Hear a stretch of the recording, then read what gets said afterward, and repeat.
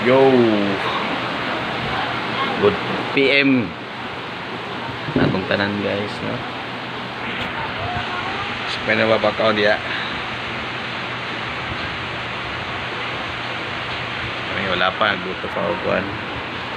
Bale, walang karon. Yun, no? Wala maklaro.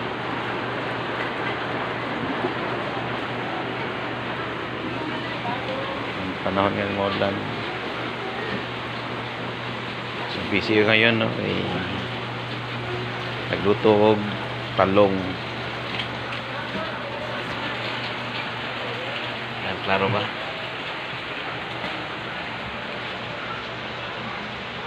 Hintay ko na lang.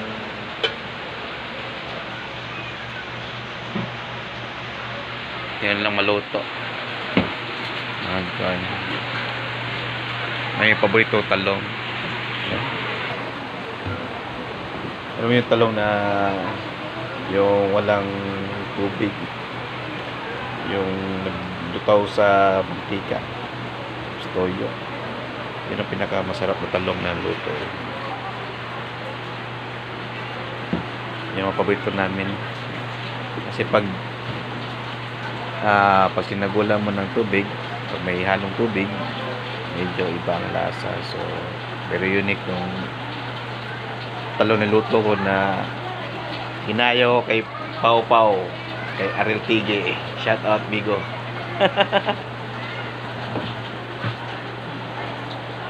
Ito ko pala nga maluto. Samtang nagpabot pa ta. Tabi-tabi tayo may.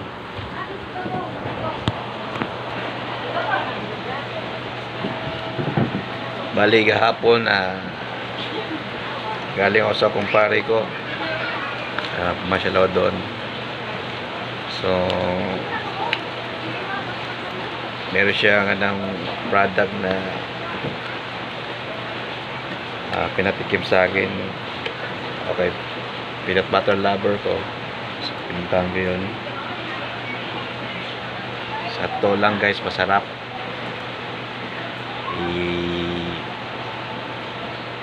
Sa sunod vlog na lang siguro natin, sa sunod video, kasi wala pa time ngayon, edit pa ako ng kuan ang video na papunta doon sa kanila.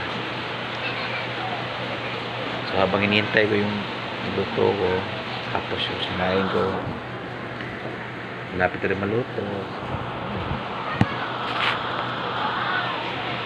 Bali matagal-tagal na rin kami hindi nakita ng kumpare ko since yung Pasko nakita mo doon sa buhay. Isa ako sa mga hindi nakatin sa alumni namin. Buti siya nakatin, ako hindi. May konting problema lang yun. Yung gipit lang ako sa pamasahe. Inuna ko pa mas priority sa reunion namin. Kasi alam kong sa susunod meron pa rin. Diba? Sana makarating ka doon. So yun, kunting inuman lang. So hindi mo na ako uminom masyado kasi annual ko kaganina. Okay lang yung annual physical ko. Bali yan, for content ko today, no? Dapat ingatin natin yung katawan natin kasi hindi tayo mga bata, matanda na tayo. Saka yung gusto kong kita pa rin lumaki yung mga anak ko, masama ko sila hanggang sa tumanda sila rin. Sana punta pa ako doon. Sana gano'n rin tayo, no? Yung iningatan sarili natin dahil di halos tanan di natin alam kung anong mangyayari sa atin bukas. So, yun lang, dahil ang buhay isa lang yun. At iningatan, yun ang bagay na tutunan ko habang tumatanda ako. Mahalin natin ang sarili natin dahil kailangan pa tayo ng pamilya natin. tulad ko na mayroong umasa sa akin, hindi magulang ko kasi meron na yung kapatid na pinapagamot. Yan lang, share din tayo. So habang hinihintay natin ang luto natin, malapit na, medyo madilim. Doon mo na bibiyan.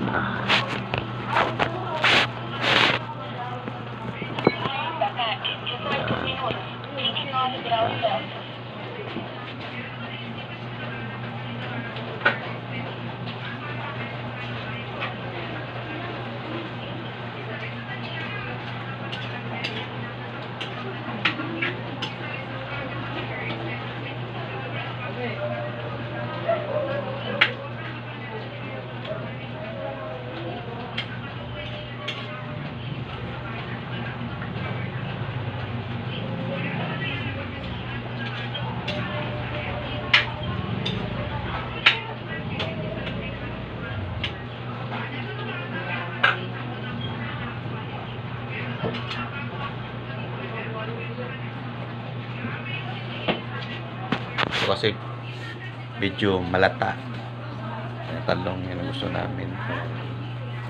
Ewan ko ba bakit gusto namin malata, no? Pero masarap talaga yung talong.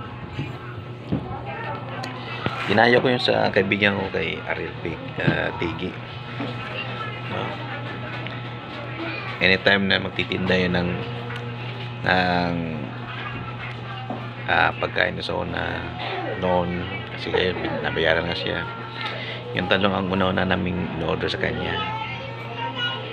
So sa susunod na vlog ko, sana may product akong na gustong i-endorse na para sa kumpare ko rin. Sana takilikin nyo yung product niya.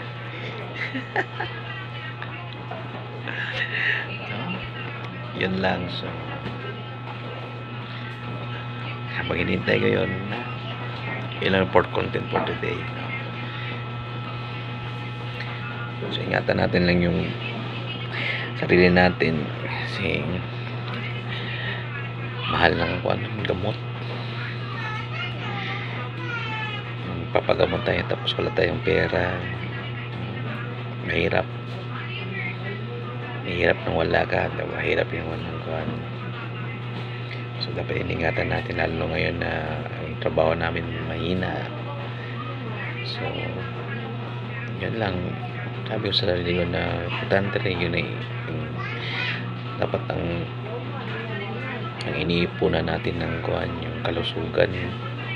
Kasi yung pera, nandiyan lang yan ng pera, pero yung kalusugan, wala yan. Obligas sa yung pera rin, kalusugan. Pero matuso ang kalusugan natin, so makaipon pa tayo ng pera. Sana, hoping na okay yung ano. Kasi ako matanda na ako, so sa 7 years from now na ako sa millennial na silver, tanda ko na. Sana malakas pa rin ako. Yun lang hihiling ko talaga sa Diyos, na sana maging malakas ako, malusog katawan ko, dahil yung pamilya ko at yung mga magulang ko tunto sa bukol, sisuportahan ko sana. Kahit hindi ako walang maraming pera, sana pasok ako sa mga katawan lang para marumit kayo sa nila. Yan ang pursuit call today. Okay, so hintay ko yun.